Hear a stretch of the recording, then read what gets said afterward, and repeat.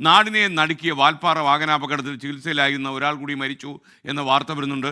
Coimbatore medical college ആശുപത്രിയിൽ ചികിത്സയിലായിരുന്ന നൌഷാദിനാണ് മരണത്തിന് കീഴടങ്ങേണ്ടി വന്നത്. ഇതോടെ അപകടത്തിൽ മരിച്ചവരുടെ എണ്ണം 10 മാറി. നിഖിൽ പ്രമേഷ് മലപ്പുറത്ത് നിന്ന് വിവരങ്ങളുമായി ചേർന്നു. പറയൂ നിഖിൽ.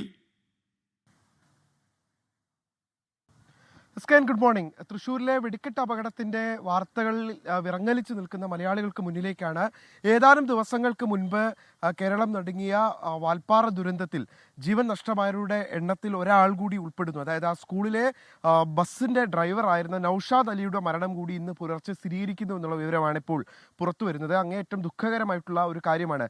ഈ വിദ്യാലയത്തിലെ അധ്യാപകർ പോയിരുന്ന യാത്രയിൽ വാഹനത്തിലെ ഒരു സഹ ഡ്രൈവറായി നൌഷാദ് അലിയും പോയിരുന്നു. അങ്ങനെ നൌഷാദ് അലിയുടെ ജീവനും ഇന്ന് പുലർച്ചെ നഷ്ടമാവുകയായിരുന്നു. അദ്ദേഹം അതീവ ഗുരുതരമായി ചികിത്സയിൽ തുടരുകയായിരുന്നു എന്നുള്ളതാണ് അറിയാൻ കഴിയുന്നത്.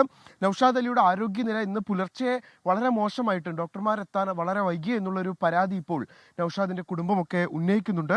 കോയമ്പത്തൂരിൽ തീവ്രപരിചരണ വിഭാഗത്തിൽ ചികിത്സയിൽ കഴിയുകയായിരുന്നു നൌഷാദ് അലി.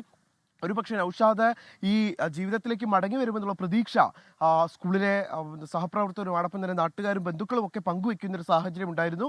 എന്നാൽ അതിനിടയിലാണ് ഇന്ന് പുലർച്ചയോടുകൂടി നൌഷാദിന്റെ ആരോഗ്യനില വളരെ മോശമാവുകയും ജീവൻ നഷ്ടമാവുകയും ചെയ്തൊരു സാഹചര്യം ഉണ്ടായത്. ഇപ്പോൾ ഈ ഷഹദീൻ അതോടൊപ്പം തന്നെ മുഹമ്മദ് ഫായിസ് എന്നിവർ മാത്രമാണ് ചികിത്സയിൽ തുടരുന്നത്. അവർ കോയമ്പത്തൂരിലെ ആശുപത്രിയിൽ ചികിത്സയിൽ തുടരുകയാണ്. അതോടുകൂടി മരിച്ചവരുടെ എണ്ണം ആകെ 10 മാറിയിരിക്കുകയാണ്. നിഖിൽ പ്രമേഷാണ് വിവരങ്ങൾ നൽകിയത്.